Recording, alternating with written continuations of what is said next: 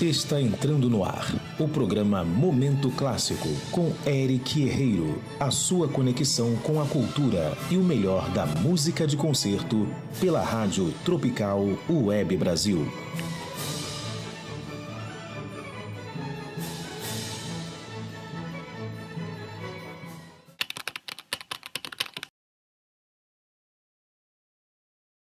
Rádio Tropical Web Brasil, você conectado no mundo e o mundo ligado em você.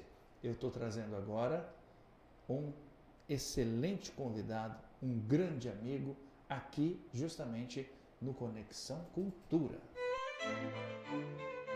Momento Clássico apresenta Conexão Cultura. Rádio Tropical Web Brasil, você conectado no mundo e o mundo ligado em você. Eu estou trazendo agora um excelente convidado, um grande amigo, aqui justamente no Conexão Cultura. Momento Clássico apresenta Conexão Cultura. Momento Clássico apresenta Conexão Cultura.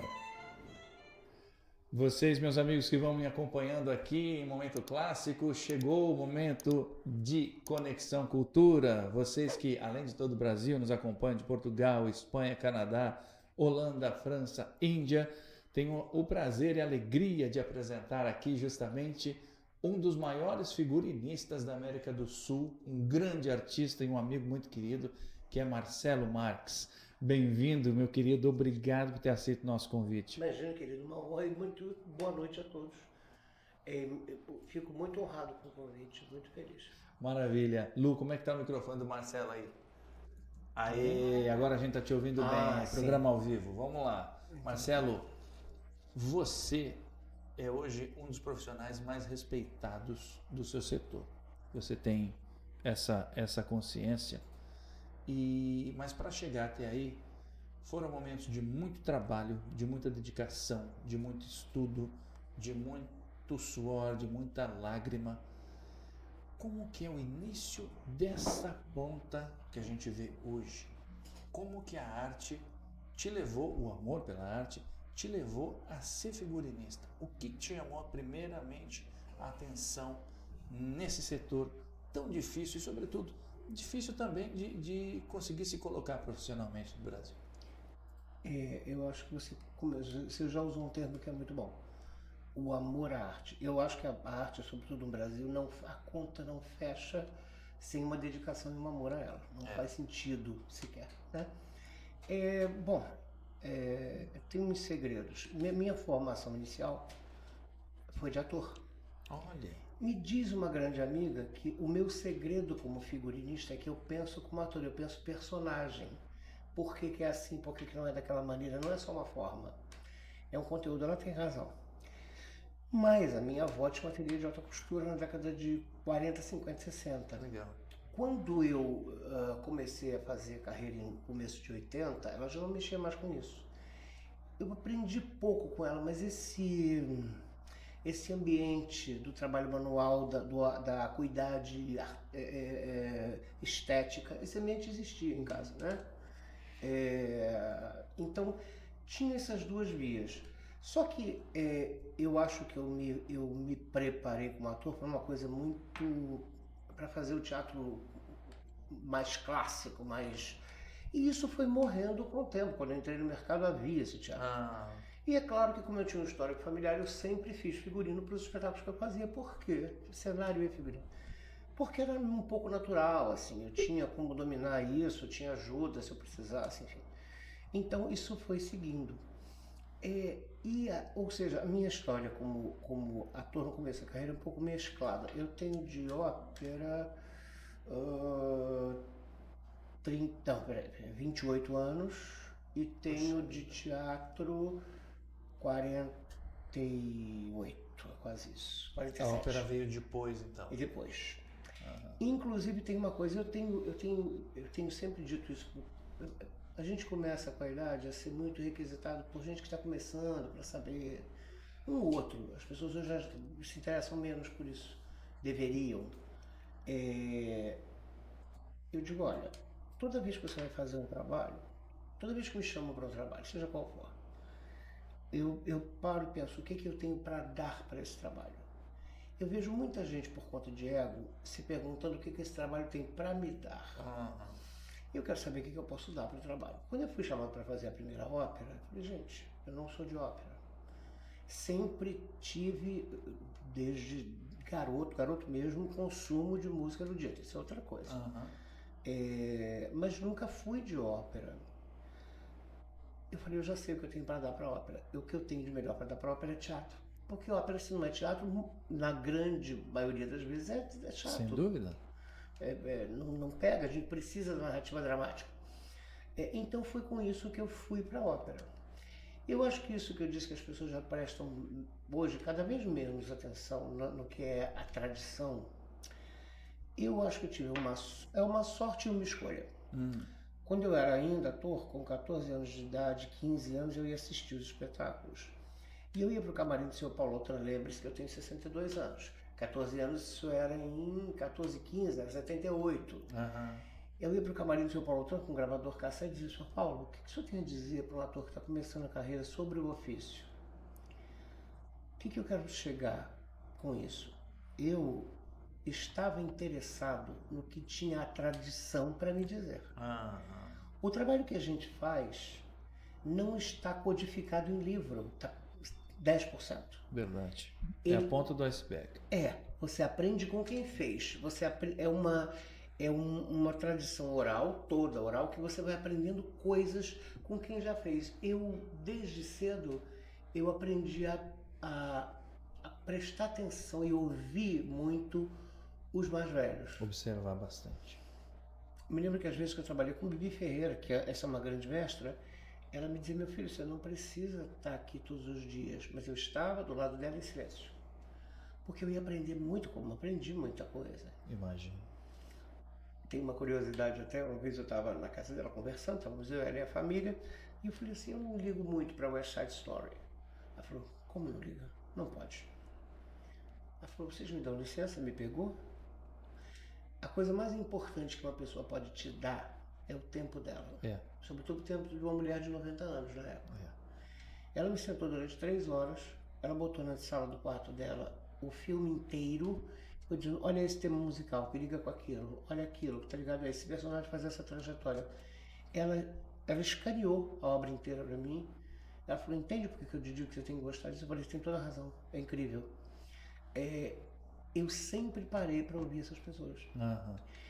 Porque eu acho que a minha geração já não liga tanto para a tradição. Você não acha que a gente perdeu, talvez também com as facilidades da internet, essa verticalidade de transmissão ou de busca por conhecimento? Hoje a gente tem uma horizontalidade, as pessoas não têm mais aquela coisa de buscar no mais velho a orientação, o conselho. Hoje está tudo aqui na palma da mão, na internet, eu vou lá e busco e pesquiso. Olha, eu entendo e concordo. Eu acho que não necessitaria ser assim. A internet é um instrumento. Como um instrumento, ela pode ser usada de várias formas. Eu consigo acessar um tipo de pesquisa muito profundo na internet. Tem material. Por exemplo, eu fui dirigir no Teatro da Paz a Armida, do Luri. Muito bem. E eu fui...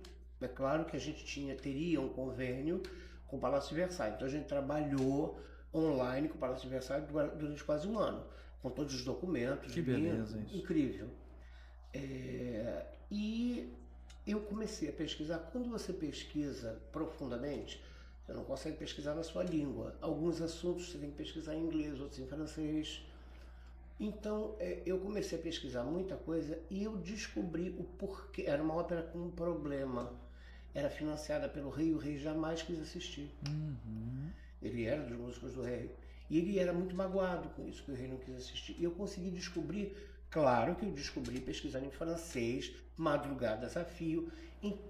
O que eu costumo dizer, eu não estou discordando do que você diz, não. Eu acho que existe tudo à disposição. Acho que nada substitui a sabedoria prática dos velhos. Isso não tem Porque jeito. você acabou de falar de 2 gigantes de fontes onde você bebeu. Paulo Autran e Bibi Ferreira. Poxa. Eu acho que a gente sempre achei como artista que a gente tem que tentar. Eu costumo dizer para quem começa comigo, para assistentes, eu digo, procurem alvos altos, grandes. Não se fascinem com o que é mais ou menos bom, a gente tem que se fascinar pelo melhor. A gente não vai conseguir chegar ali, mas a gente tenta. A gente e tem vai que mais ter isso alto. como meta. Tem horizontes largos, sabe? Então eu acho que, eu concordo com isso, a informação está toda disponível, mas as pessoas pesquisam meio um copia e cola, entendeu? Não Sim. tem uma... Não se aprofunda Não. mais em nada. Quando eu descobri o porquê da história da ópera do Lully, o meu elenco inteiro ficou chocado, falou, e o maestro também, mas falou, conheço a ópera, não sabia disso, já regi isso mais uma vez. Entendo. Porque tinha um caso de uns envenenamentos em Paris na época, que a amante do rei estava enfiada nisso. Sim. Quando ele descobriu, mandou acabar com os arquivos, o inspetor não acabou e enterrou numa casa. E a casa no século XIX foi aberta, o Dumas Père Sim. encontrou os manuscritos e publicou, porque ele já podia. Caramba. Mas isso ninguém que trabalhou com essa ópera tinha achado. Entende? Então era o porquê, então aí você entende a história inteira. Então eu acho que se pode chegar a pesquisa profundíssima pela internet. Não é o que eu vejo ser feito, entende? Mas isso é uma coisa que eu insisto com os jovens. Agora, você estava falando sobre o teatro e prosa, daí depois a ópera, e a ópera veio depois, mas aí você falou rapidamente, e aí esse gancho que eu quero pegar, você falou sobre a primeira ópera. Qual foi a primeira ópera? Gente, não existe coincidência. Não existe coincidência. Eu separei justamente 2 trechos do Barbeiro de Sevilha, de Rossini, para a gente abrir esse programa com o Marcelo Marques. E foi minha primeira ópera, ele não sabia disso. Eu não sabia. Eu falei agora. Minha primeira ópera foi essa. Onde é que foi? No Teatro Municipal de Niterói. Olha, é uma graça que beleza, de teatro. é uma joia. É uma joiazinha. Um brinco. E eu não sei como é que está agora, não posso falar, mas a época era extremamente bem administrado, organizadíssimo, limpíssimo, tratava dos artistas muito bem, era ótimo. Você lembra o elenco? Claro. Maúde, Salazar, Muito bem. Menescal, Norma Viva, e Inácio de Nono no Fígaro, que era deslumbrante, porque é para ele, né? Divertidíssimo. Divertidíssimo. Era o que devia ser, precisa ser divertido, né? E Ruth Sterk fazendo aberta. Oh, que maravilha. Era uma graça, uma graça. Rutinha tá morando nos Estados Unidos. Ah, é? Não tá mais em Paquetá? Não, ela se casou. Não era Paquetá, não, era Miguel Pereira. É Miguel Pereira? Ela se casou com um americano, tá morando lá. Momento feliz. clássico também tem momento fofoca. Deve estar feliz, é o que importa, ela é uma mulher Ela incrível. merece muito ser feliz, Muito, é uma pessoa muito. maravilhosa. Foi nossa Madelon e André Chenier, você lembra disso? Que nós ficávamos chorando no... Mas eu não fiz a La Chenier. Você não estava conosco? Não, Não, você estava comigo em Ariadne Alfinax. exatamente. Chenier não fiz. E o que mais que a gente fez junto? Nabucco? Ariadne, Nabucco a gente não fez junto, fez? Não. Fizemos juntos, no Rio de Janeiro, não em Belo Horizonte. No Rio de Janeiro, sim. Carmen, Carmen, com claro. certeza. Tem mais coisa, Eric. Evgeny Onegin. Sim. Isso foi em 2019. Foi quando nasceu o Rodrigo, meu filhote. Ele nasceu naquele Nesse ano. Acho que uma semana antes de começar os ensaios. O Onegin é uma ópera que eu adoro, mas eu estava na verdade ali, o teatro me chamou para eu recuperar um figurino do Hugo Diana. E eu realmente não quis, é uma questão ética. A gente falou sobre isso hoje, inclusive, Adriana e eu. Eu não interferi, não era correto interferir. Eu acho que era um figurino feito nos moldes, uns moldes que hoje... Você falou, eu não me sinto à vontade de assinar como figurinista, não etc. pode. Não é ético. Não é ético. Claro. Não é ético. E quando quiseram me pegar para agradecer aplauso, eu falei, não. Mas por quê? Você conseguiu fazer um milagre? Eu falei, mas eu não me chamo Hugo Diana, não. O criador é o criador, não é correto. Então, mas enfim, fizemos o Onegin, é uma obra que eu adoro. É uma obra que eu tenho vontade de fazer um dia, com a maneira como eu penso aquilo. Aquilo tem, eu não sei se é porque eu gosto muito do Pushkin, e o Onegin do Pushkin é espetacular. É claro que ópera é normal da narrativa, tem que encurtar a história. Então o Onegin resulta na ópera com menos nobreza de caráter do que a verdadeira nobreza que ele tem no Pushkin, né? Porque tem que se encurtar e ele fica um pouco arrogante. Mas eu acho uma história linda, porque não é para ser arrogante, mas não é só para ser arrogante, tem camadas e camadas, né? Tem 28 anos de ópera, quantos anos de Teatro Municipal do Rio de Janeiro, dirigindo aqui? Ópera no teatro, primeira, eu acho que 2003. 2003. Com Já Sérgio são Brito, 22 anos. Elixir do Amor. Elixir do Amor, falecido Sérgio Brito. Exatamente. E a segunda com Sérgio também, uma ópera que eu adoro, que é intensa de fazer, mas eu adoro, que é Macbeth. Eu adoro. Maravilha. Acho a música um Eu deslumbramento. gosto muito, gosto demais da obra. É uma música e uma ópera difícil de acertar a mão. Difícil. É curioso, mas na verdade assim, para mim também é a minha peça do Shakespeare favorita. Acho que a melhor história é a Macbeth. Porque não é óbvia, porque ele é um herói, mas não é um herói óbvio, porque ele retoma a dignidade dele só no final, ele perde por cobiça, tem uma trajetória humana incrível. Mas também é uma peça difícil de fazer, a peça e a ópera. Porque não é óbvia e porque é para ser um pouco apavorante. Sim, verdade. Aquilo foi uma encomenda do rei James I, filho da Mary Stuart.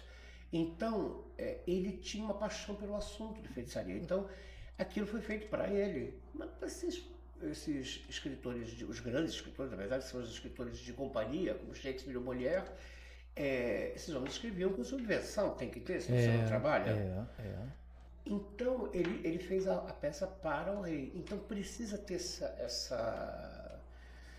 essa atmosfera densa. Eu achava muito engraçado. Tem a coisa das visões, dos fantasmas e tudo mais. Que, isso é difícil de montar também. E a cena mais crível, apavorante. Né? Para ser crível é difícil de fazer. Você sabe o que me dizia o Rodrigo Esteves? E me repetiu agora em Belo Horizonte. Eu tinha medo de entrar em cena, naquela cena. Poxa. Ótimo. E é curioso, porque às vezes o apavorante vem onde você menos espera. De todo o apavorante das cenas das aparições, o pior é uma voz delicadíssima da criança ensanguentada cantando. Verdade. É terrível aquilo. Mas é uma beleza. Mas Rodrigo, você fez agora com ele em Belo Horizonte, foi o Nabucco de novo, né? Nabucco, aquela mesma produção. Sim. Mas o que a gente tinha feito junto não foi André Chenier, não, foi Tosca. Tosca, sim, aqui no Rio. Sem dúvida. Deixa eu te perguntar uma coisa. Como que se dá o seu processo criativo? Você, por exemplo, você é convidado para fazer Madame Butterfly, que daqui a pouco em novembro vai ter no Teatro Municipal. Conta para os jovens como é que se dá o seu processo criativo, como que dá seu processo de estudos, enfim. Olha, primeiro passo, eu acho. Como é a sua esteira de produção nesse sentido? Primeiro passo. Eu estudo. Madrugadas a fio. Eu que nem um louco. Eu até não costumo desenhar de cara. Eu faço uma... É uma coisa minha, é quase uma crueldade comigo, mas eu faço. Eu pesquiso tanto, até que a cabeça está tão cheia de coisas, só com anotações pequenas. Sim. Até tá tudo guardado, todas as pastas, tudo organizado. Mas eu tô até que eu começo a quase perder noite de sono. Porque tá tudo na cabeça já. Porque aí você consegue uma ideia global da obra, sem ter. Claro que isso, em caso de ópera, é libreto e música. Tem umas coisas curiosas, por exemplo, acho um bom exemplo para isso, Don Giovanni. Don Giovanni, o Da Ponte era amigo do Casanova. Parece que o Casanova realmente contribuiu com a história. Com a história, inclusive, encontrou o Da Ponte. É claro que o Mozart, que também era um libertino, não podia elogiar, sobretudo uma sociedade austríaca, que é extremamente católica e fechada, blindada, não poderia elogiar um libertino. Claro, ele tem que condenar, porque tem que condenar. Mas ele condena no libreto da Ponte. Se você ouve a música do Leporello, que esse para mim realmente é um personagem vil, ele é vil. Se ele tivesse poder, faria pior. A música dele é quadrada, é uma música de um camponês, ele não tem nenhum refinamento. E aí entra o Don Giovanni matando o comendador e a música, o terceto é refinadíssimo. É verdade. Por isso que eu falo de ouvir música e ler libreto, porque às vezes um está dizendo uma coisa e o Se outro está dizendo outra. complementam. Ele tem tudo aquilo que tem, é um abusador, ok, mas ele é um homem requintado, precisa disso. A mesma coisa se dá com Scarpia. Sim, sem dúvida. Se o Scarpia não é um homem refinadíssimo, ele é um... Bom, primeiro, a rainha para qual a Tosca canta é Maria Carolina de Nápoles, irmã de Maria Antonieta. Ela era considerada pelo Napoleão Bonaparte a mulher mais perigosa da Europa. E ela era a irmã coladíssima da Antonieta. Por que o pavor dela dos revolucionários é tanto? Porque há pouco tempo, a Tosca é 1800 cravado. 7 anos antes a irmã perdeu a cabeça. Então tem toda a lógica. E Puccini tem muita lógica, sobretudo na Tosca. Então, o Scarpa é o homem de confiança dela. Portanto, é um homem fortíssimo. Mas ele está comendo solitário, porque ele é abominável, mas ele tem refinamento, senão o personagem se achata. Sim. Mas enfim... E aí isso tudo vai fazendo parte do seu estudo e você vai varando madrugada, e quando chega o momento de que você passa tudo que está na sua cabeça para o papel finalmente? Pois é, eu preciso passar, porque senão eu enlouqueço, né? Porque aí eu tenho uma hora que eu... Não, mas no meio disso, claro que eu vou conversar com o diretor para ver o que o diretor quer. Muitas vezes você tem que entrar numa ideia que absolutamente não corresponde ao que você entende da obra. Às vezes é uma ideia mais achatada, é só uma ideia formal e não é uma ideia humana. A mim me interessam as narrativas e abordagens humanas. E te dê a oportunidade de se aprofundar então, na construção das personagens. Você ajuda também o artista a construir esse personagem. Claro, porque é isso. Mas se não for humano, eu não colaboro com o artista. A gente já trabalhou algumas vezes, você sabe. Eu sou muito atento para as necessidades e sentimentos dos meus artistas. Sim. Eu quero ouvir. Você é sempre muito sensível a isso. Tem que ser. Não é, eu estou trabalhando com pessoas, tem que ser. As dificuldades que a gente passa, às vezes em algumas produções. Exatamente. Você sempre está muito aberto a ajudar, etc. E tal. Tem que, é isso. Se eu quisesse fazer um tipo de figurino estratificado ou alguma coisa, eu poderia trabalhar com moda, que é outra coisa. Não tenho interesse nisso. Eu tenho interesse em história da moda, em história da civilização, na verdade, né? Então, nisso tudo tem essa troca com o diretor, porque o diretor às vezes vai querer uma coisa mais formal, e aí, enfim. Para quem é leigo, para quem está nos ouvindo e que não se aprofundou ainda, assistiu às vezes uma ópera apenas, sim, ou um teatro de prosa que seja, uma peça, como é que funciona? Conta pra gente.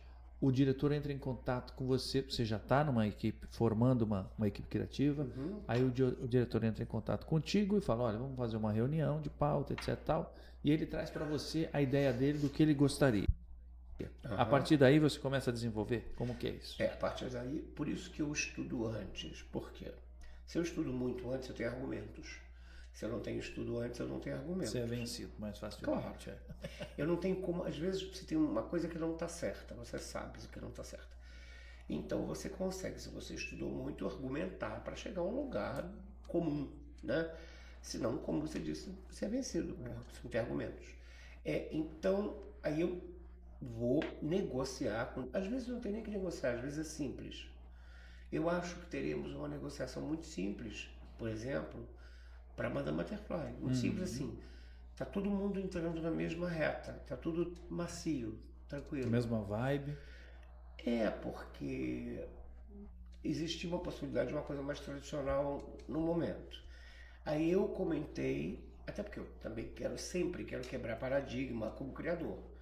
Então eu falei, olha, a gente está vivendo um momento tal no mundo que eu acho que não dá para ignorar. Então, eu gostaria de fazer com alguma linguagem mais contemporânea, menos barroca, menos... Sei. Né? Mas eu falei, mas já que você quer, eu acho ele incrível, Pedro Salazar, é um camarada intelectual incrível, vai ser uma direção incrível.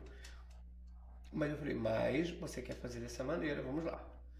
E aí parece que o Renato também entrou em contato com ele, queria fazer uma coisa mais contemporânea, e ele abriu, porque ele cria horizontalmente. E provavelmente a gente vai achar, claro que um ponto de encontro aí.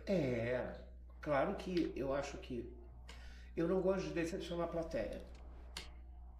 Mais uma vez, eu vou citar sempre, não tem jeito, mais uma vez a Bibi. Ela dizia, a plateia é o único público consumidor. Você vai comprar uma xícara, você olhou antes. Você vai comprar um móvel, você olhou antes.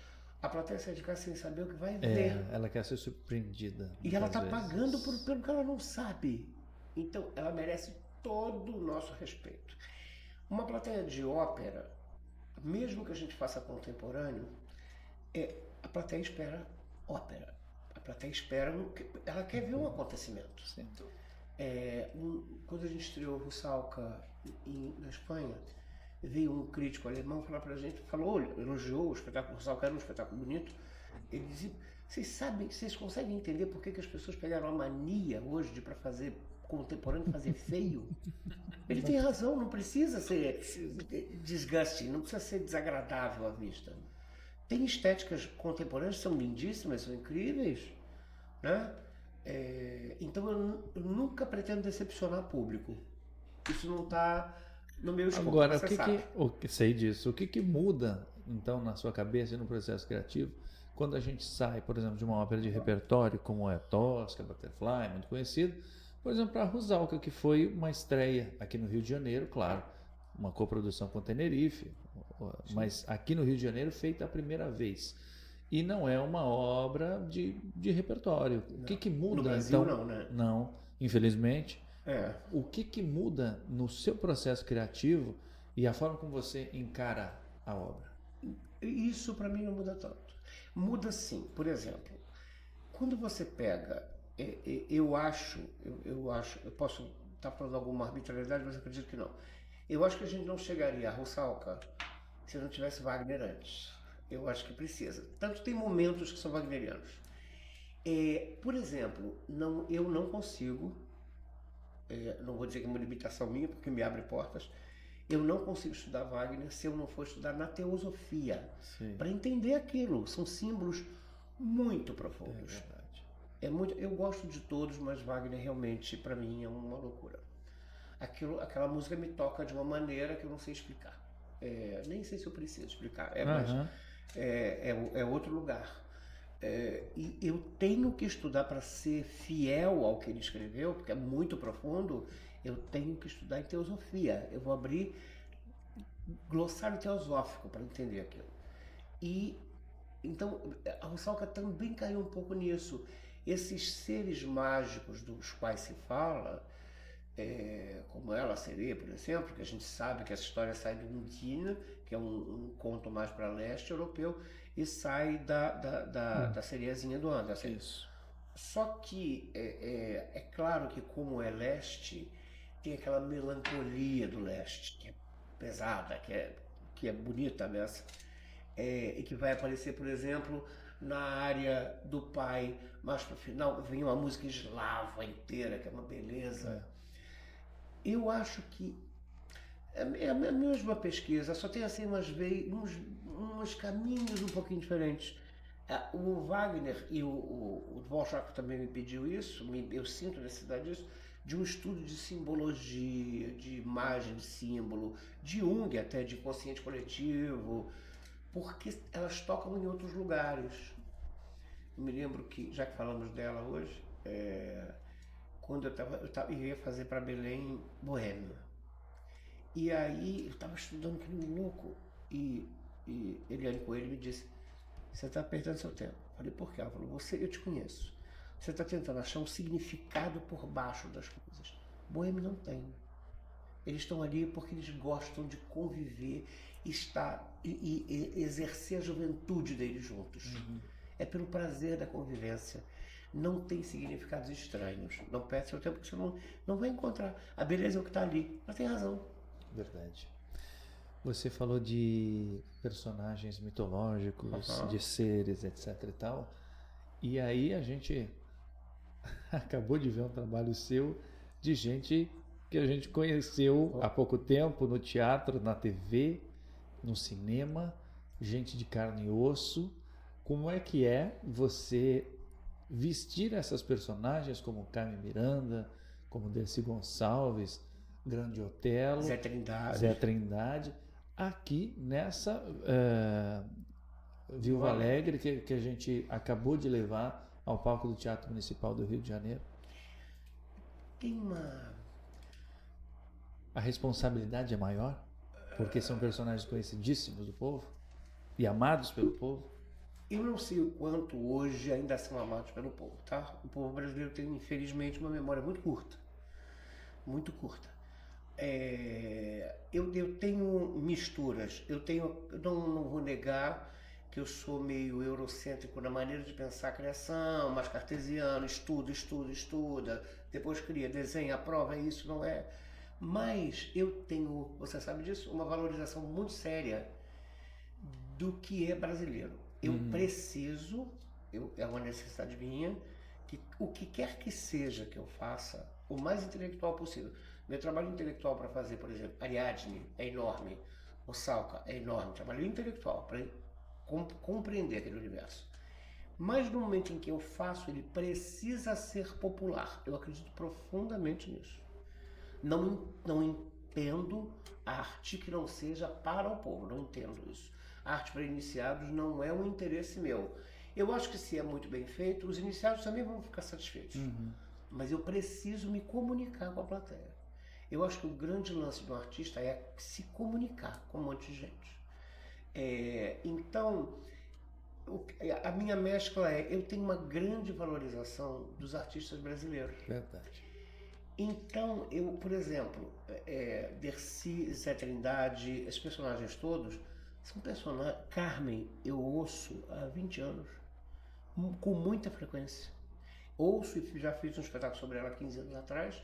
Eu conheço Carmen. Então eu conheço detalhes da vida. Dercy eu conheci, né? Dercy eu conheci, legal, e vi muito em cena. E são artistas extremamente populares, mas a Dercy era de uma inteligência em cena, era brilhante. E o que é curioso, que ninguém fala, você ia ver um show dela, você achar que ia rir até morrer, você ia. Só que você se pegava no meio muito emocionado, porque tem uma sabedoria naquela mulher, que eu cheguei a ver até 90 anos em cena, tem uma sabedoria da vida, uma sabedoria prática, de que não teve uma vida fácil. E na época, em teatro, não dava muito dinheiro. Então, na verdade, assim, apesar de no começo ficar um pouco estranhado, vou usar essa palavra, com a proposta de Viúva junto com Carmen, para mim foi muito bom porque são personagens por quem eu tenho muito carinho, eu acho que são grandes artistas, e o Brasil tem um pouco a tendência de valorizar os estrangeiros e não valorizar os artistas brasileiros. Verdade. Ainda mais uma mulher tão fantástica à frente do seu tempo, como foi a Carmen Miranda. E a Dercy. E Dercy Gonçalves. A Dercy nunca falou nisso, mas essa mulher já era feminista em 1930 e poucos, com a postura que ela tinha. Ela já era à frente do tempo. Ela foi uma mulher que... Eu acho que uma das maiores liberdades que uma pessoa pode ter é não dever nada a ninguém. Verdade. Ela era quem ela era. Isso custa caro. Opa! Então, é um preço alto para pagar. E Zé Trindade, ninguém mais fala dele. Em casa a gente vê Zé Trindade. A gente vê, tanto que eu estava com um amigo que vê filme comigo em casa, e aí quando o Fernando Portari entrou, falou para mim, ele está fazendo Zé Trindade? Ele viu imediatamente. Que maravilha. Porque era o trabalho do Fernando, era deslumbrante. E era muito Zé Trindade. Tanto que ele e Alice Borges, na Niegos, se juntaram e fizeram uma festa. Amálgama perfeita. Perfeita. Então, assim, foi ótimo, eu me diverti. E eu tinha uma coisa curiosa, o clima na costura foi muito bonito, assim. Eu ouvi o tempo todo Marchinha de Carnaval, Carmen Miranda e Lear. Ouvi os três. Que maravilha. Eu dizia, gente, eu preciso dar para a plateia, era quase uma ânsia, eu preciso dar alegria, preciso dar uma festa para eles. E muita gente comentou que era isso, ela tinha um quê de festa em tudo, que era o que eu tentava fazer. Bacana. Mas isso também é do processo criativo. Você tem que plantar isso no seio da sua equipe. Todo mundo tem que entender e se sentir isso. Sem dúvida. Se sentir acolhido, se sentir querido, todo mundo se diverte, trabalha, mas Trabalha com sorriso, trabalha carinhosamente. Bom, você sabe. O que eu digo sempre é o seguinte, Marcelo, no nosso setor, todo mundo que trabalha direito, honestamente, não vai ficar rico. Sim. Então, se a gente não conseguir fazer com que a nossa equipe e nós mesmos tenhamos prazer naquilo que a gente está fazendo, muda de profissão. Concordo 100%. Muda de profissão. Né? Concordo 100%. Agora eu queria te perguntar uma coisa antes da gente ir para o intervalo, que é o seguinte. Já teve alguma vez, você não precisa me dizer depois do intervalo, qual foi o espetáculo em si, em que você planejou uma coisa e no momento em que ela se concretizou, ela estava completamente diferente daquilo que você havia planejado e mesmo assim você teve que ter um jogo de cintura para manter o carro nos trilhos. Daqui a pouquinho, depois do nosso intervalo. Estamos de volta com o Momento Clássico aqui na Rádio Tropical Web Brasil, feita no Rio para você. Você conectado no mundo e o mundo ligado em você. www.radiotropicalwebbrasil.com.br. Pelo site você consegue acompanhar tudo que está acontecendo aqui no estúdio. Você está vendo aqui o Marcelo Marques comigo, está me vendo, etc e tal. Hoje a gente está com alguns problemas técnicos, o que acontece num programa ao vivo, não tem problema nenhum. Vai participando, manda mensagem para a gente pelo 21 97159 1211, 97159 1211, porque a gente está aqui com o Marcelo Marques, um dos maiores figurinistas aqui da América do Sul, no nosso Conexão Cultura. E eu tinha trazido para ele uma pergunta, antes da gente ir para o intervalo, de algum momento inusitado, alguma situação engraçada. Aí dei, por exemplo, um exemplo, você fez um projeto, etc e tal, e na teoria ele estava de uma forma X, mas na execução ele saiu Y. Acontece isso? Já aconteceu isso contigo? Já. Acontece assim. Acontece de um diretor pedir uma coisa que você sabe que não vai dar certo. Acontece, eu sou muito centralizador, que é o meu melhor e o meu pior. Meu pior porque eu me esgoto nisso. Mas eu fico, você sabe, com a carga horária que puder dentro do teatro. Às vezes eu saio quando os vigias desligam. Te expulsam dali. Porque senão eu fico. Então, já aconteceu muita coisa que eu consegui contornar antes. Existe isso. Quando você notou que iria para um caminho, você falou, opa... onde dava para lutar. Tem momentos de não dar para lutar, porque são outras escolhas que não passam por você só. São outras escolhas, não só com relação à encenação, como com relação ao corpo de um artista, não passa por você isso. Então você tem que trabalhar... Não está sob seu controle. Não está. Então isso a gente não deve sofrer pelo que a gente não pode transformar. Verdade. Né? Então isso aqui, não tem problema. Mas já aconteceram coisas, uma vez eu trabalhava com o Sérgio Brito, trabalhei 10 anos com o Sérgio Brito. E fazia um espetáculo que era sobre a vida dele. E era um problema trabalhar com o Sérgio, porque os 10 últimos dias a gente não conseguia mais trabalhar, tinha que estar para os 10 dias antes. Porque ele era achacado de uma maneira absoluta pela imprensa, o que era ótimo. Então a gente não parava de ter equipe de filmagem dentro do teatro, então só você trabalhar mais, tem que estar pronto, todo mundo sabia disso. Não era oficial, mas era extra-oficial, todo mundo sabia. E eu me lembro que eu tinha uma equipe enorme da Globo para filmar um número musical desse espetáculo, que era a história da vida dele. E eu tinha trazido os figurinos, falando de 10 dias, a estreia, 8 dias, 9. Eu tirei da costura, levei, a costura era no meu ateliê nessa época, e um vestido simplesmente não funcionava. Não funcionava assim, ele estava alguma coisa toda torta, ele estava inteiro torto por dentro. Como se fosse a estrutura dele. Era alguma coisa errada na estrutura. Viramos, eu e essa cantora, viramos amigos para a vida toda, né? Porque depois disso... E ela estava desesperada, eu falei, tenha calma e confia. Se você acredita em alguma coisa, reze, confia. E eu peguei e dei mas assim, ela estava na hora de entrar. Eu dei um puxão embaixo, dei um estalo na roupa, que eu não sei o que foi, não me interessa. Eu achei alguma coisa presa. Imagina o nervo da pessoa ali. E o seu? Claro. E soltou e ficou perfeito. Eu falei, vai. Mas não teve assim. Teve uma coisa na Ariadne. A camareira passou por mim. Você sabe, ela falou, o senhor sabe que o vestido da dona Edna arrebentou o zíper. Eu falei, mas a senhora consertou. Ela falou, não.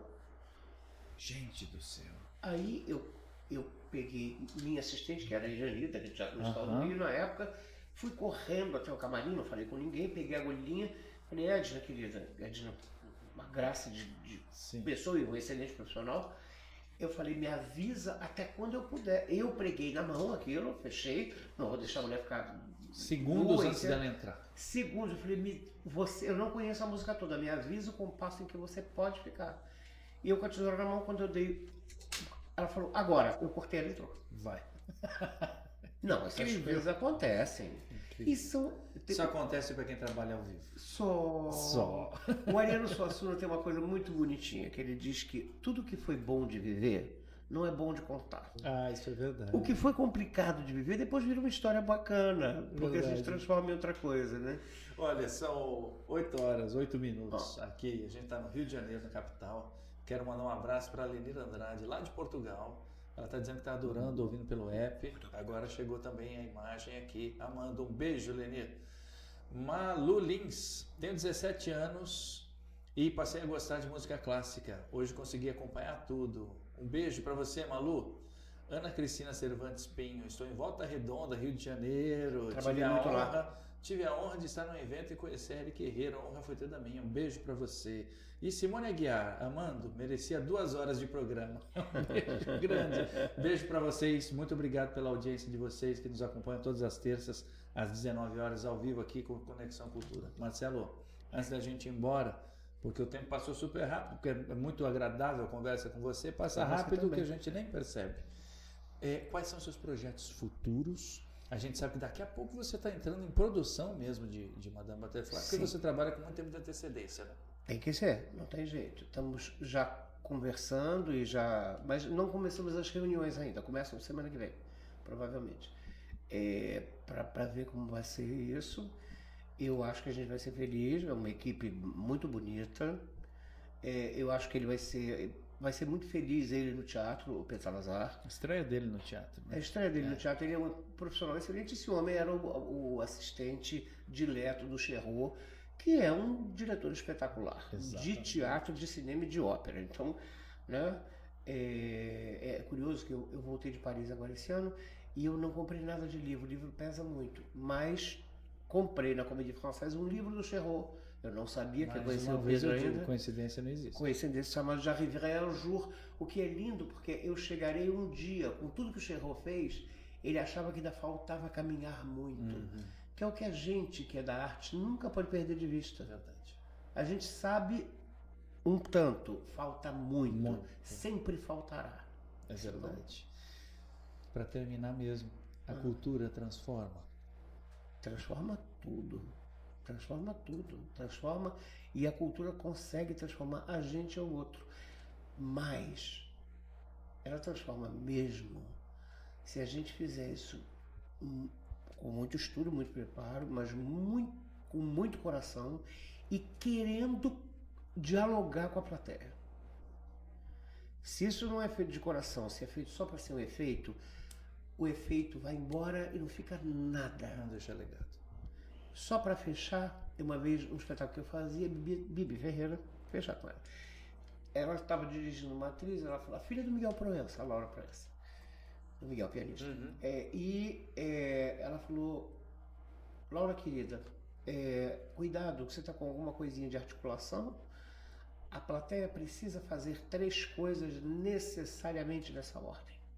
Primeira coisa, a plateia só ouve, simplesmente ouve o que você disse. Segundo, a plateia compreende. Você pode dizer muitas coisas com a mesma frase. Terceiro, a plateia se comove. Uma plateia pode, com uma grande atriz, ela pode se comover com o que ela não entendeu direito, mas ela não leva nada no coração dela para casa. Para ela levar no coração para casa, ela precisa compreender e se comover depois. Eu acho que é isso. A minha tentativa como artista é isso, entendeu? Tentar fazer com que tem uma lógica, tem que ter uma lógica, não é maluquice, não é qualquer coisa, os símbolos têm que estar certos. Esse imaginário de inconsciente coletivo ocidental tem que ser estudado à exaustão para a gente poder se comunicar com a plateia. Ela tem uma construção, mas ela é alicerçada no coração. Concordo plenamente, é isso. Meu amigo, obrigado por ter vindo mais uma vez. Obrigado a você, meu querido. Sucesso sempre a você. um prazer receber este senhor, mais que senhor, que tem a sangre também como eu. Sim, querido, graças. Muito bem. E vocês que ficaram conosco até agora, meu muito obrigado mais uma vez, um beijo grande e renovo aqui o nosso convite para a próxima terça-feira, às 7 da noite, ao vivo, aqui na Rádio Tropical Web Brasil, www.radiotropicalwebbrasil.com.br. Você conectado no mundo, o mundo ligado em você. Um beijo grande. Tchau, pessoal. Tchau, tchau.